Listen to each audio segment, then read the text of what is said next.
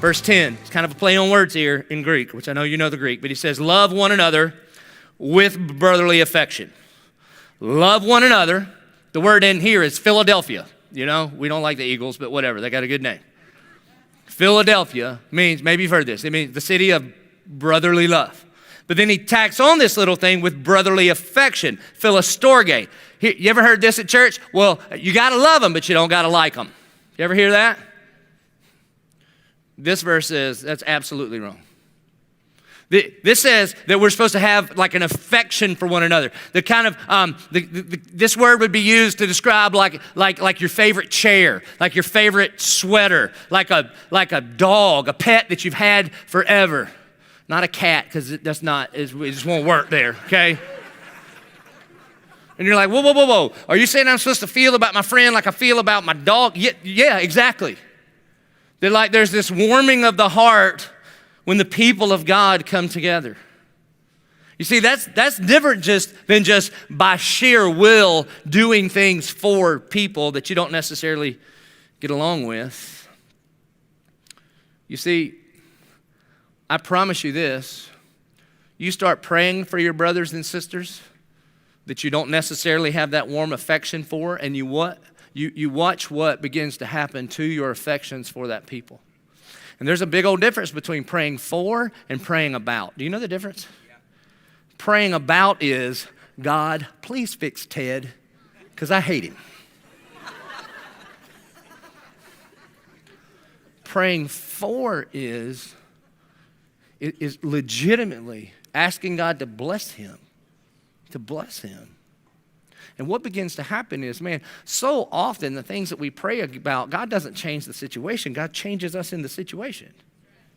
And you watch what happens when you begin to pour your heart out for people, what happens inside of your heart for those people.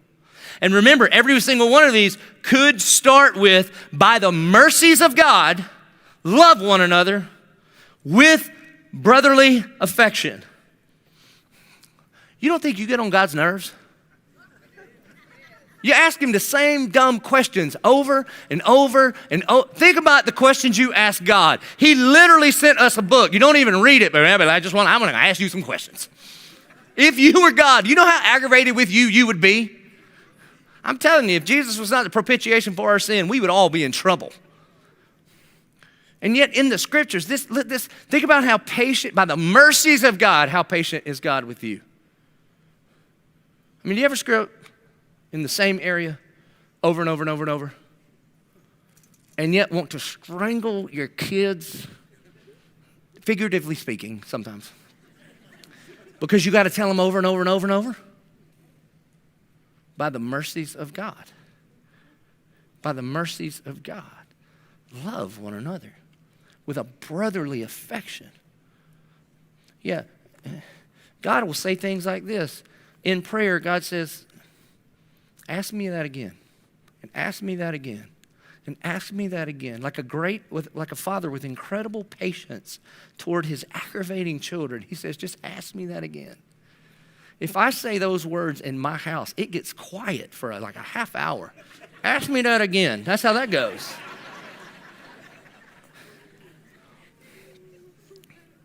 (11:22). I love you. I mean with a genuine brotherly affection. And you go, you don't know me. Do you know I don't have to know you to know that God has joined us together in this church? And when I think about you, when I pray for you, part of the reason I think I love you is I pray over those prayer cards. And I might not know exactly your face and your name and your situation, but I am lifting all of that up to the Father, and this thing just happens, man. On the other night, Sunday night maybe, Monday night, I don't know, one of the nights, Gretchen and I went out to eat, and the bartender at the place we were going comes up, and she gets that look. I can see them. They're coming across the restaurant, and I see this look in your eye, and it's like, I think you're my pastor look. And so, and if you go to the one of the campuses, they always start with, I thought you were taller, but whatever. And she says, I know you've heard this before. And she's beginning to try to just tell her quick story, and she's just in tears.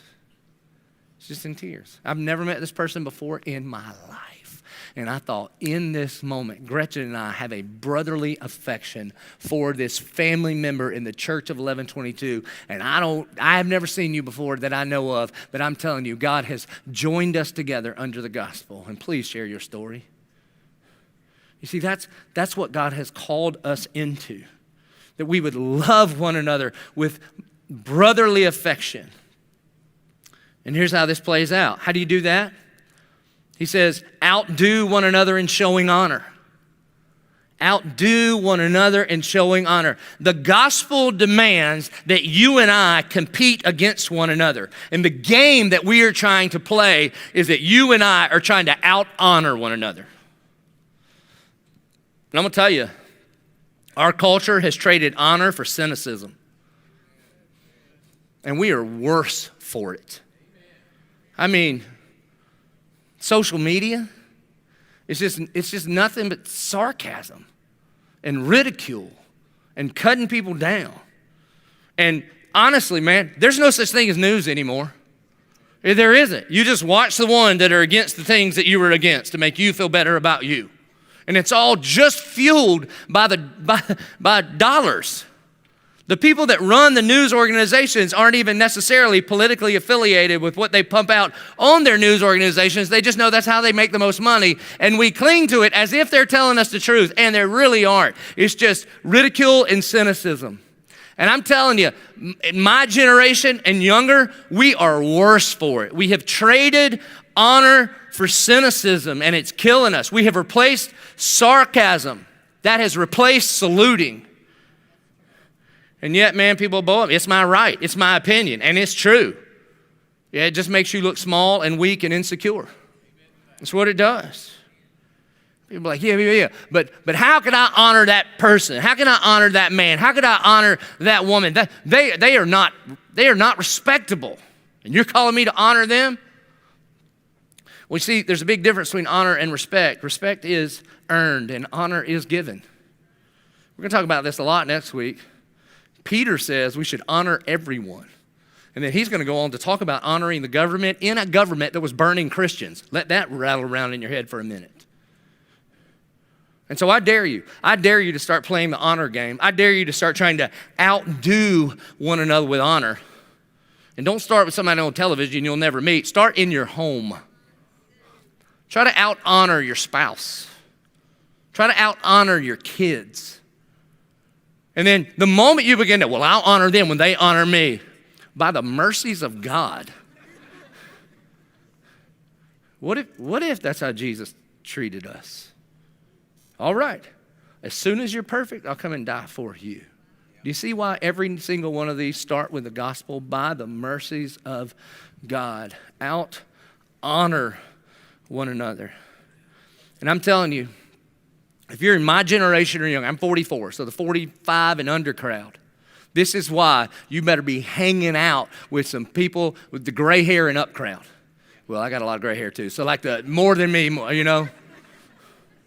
This is why if you look around your disciple group and everybody's your age, you should get in another disciple group. You know, every time we do disciple group pushes, everybody wants to like, can we just get all the 20 years old together? I'm like, oh God, the concentration of ignorance in one Panera is just too much for us to bear. You might need to get around a brother that's been doing this a while, honest to goodness, so they can teach us a culture of honor, where they know how to treat people with honor, even if they haven't necessarily done things to deserve that. That's not the point. What did you deserve? By the mercies of God.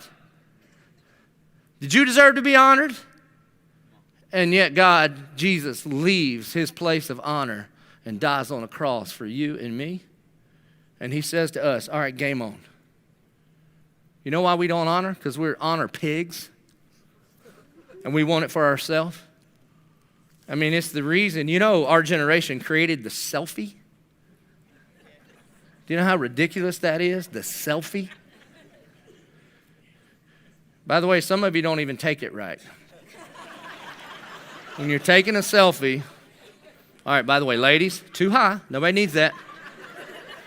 Men, when you get out your phone to take a selfie, you don't hold it here, a little bit lower, and then you put it away because you're a grown man. Quit taking a selfie.